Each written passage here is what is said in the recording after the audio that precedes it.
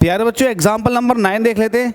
अब मैं आपको ये बता दूं, ये एग्जाम्पल नंबर 9 जो है ये टॉपिक नंबर 2 का है। लॉज ऑफ मोशन पढ़ना है, चैप्टर नंबर 5 है, 11th का एसएल के थ्रू सॉल्व करना है।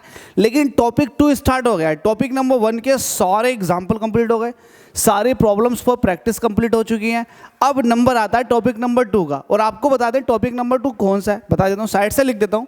बाकी आप लोगों के पास अगर एसएल है तो आपको दिक्कत नहीं पड़नी चाहिए कि ये टॉपिक 2 कौन सा है। बता देता हूँ, एक्चुअल में ये जो है वो है इम्पल्स ऑफ अ फोर्स। जितने भी अब न्यूमेरिकल स्टार्ट होने वाले हैं वो सबके सब इम्पल्स ऑफ अ फोर्स के स्टार्ट होने वाले। अब इम्पल्स कहते किसको है, इम्पल्स कहते किसको है, मैं इसकी डिटेल में नहीं जाऊंगा क्योंकि मुझे न्यूमेरिकल सॉल्व कराना। तो इम्पल्स के बारे में समझ लीजिएगा। इम्पल्स होता है फोर्स इनटू टाइम, जिसको आई से डिनोट करते हैं, फोर्स इनटू टाइम। या फिर आप इसको ऐसे भी कह सकते हो, mass into change in velocity.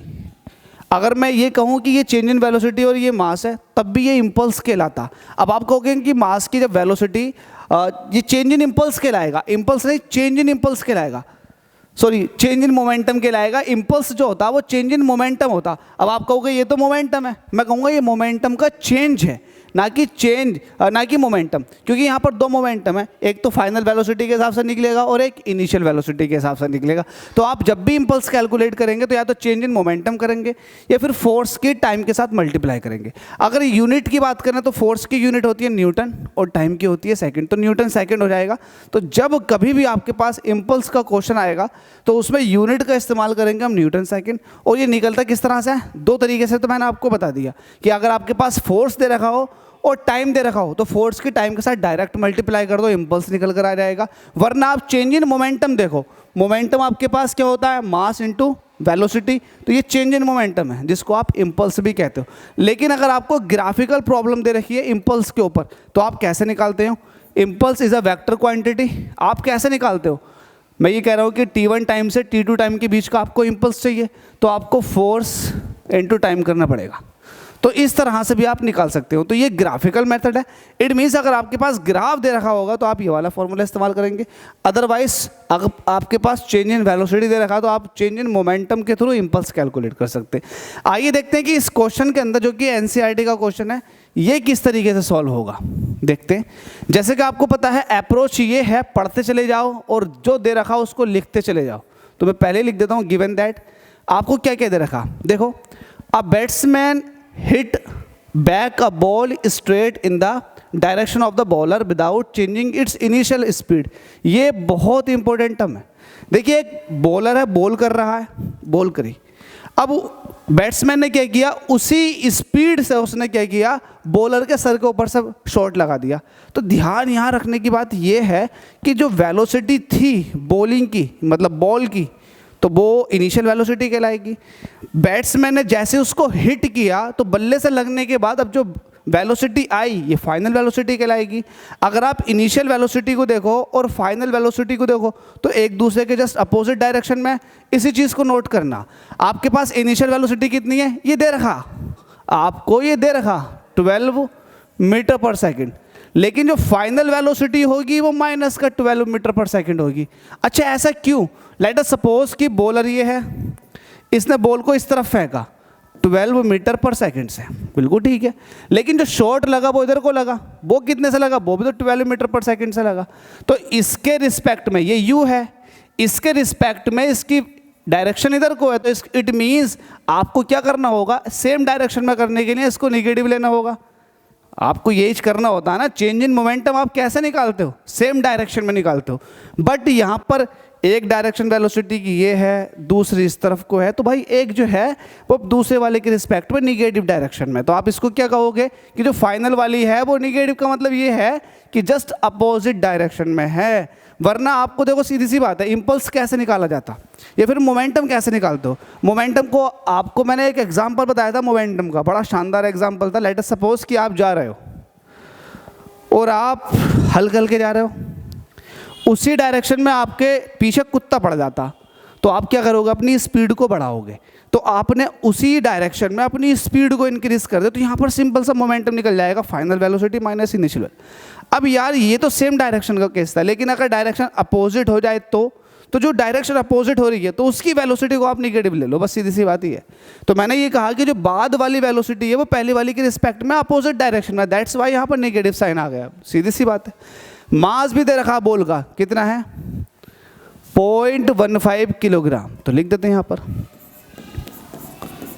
देखो आगे कुछ और भी क्या रखा है क्या, इसने क्या रखा है कि एज्यूम करके चलिएगा कि लीनियर मोशन हो रही है बॉल की। बॉल कैसा मोशन कर रहा है, लीनियर, अदरवाइज कंडीशन कुछ और हो जाएंगी, वो थोड़ा टफ है और अलग तरीके से होगा। इसलिए इन्होंने बोल दिया कि एज्यूम ये कीजिएगा कि जो बॉल की मोशन हो रही है वो लीनियर मोशन हो रही है।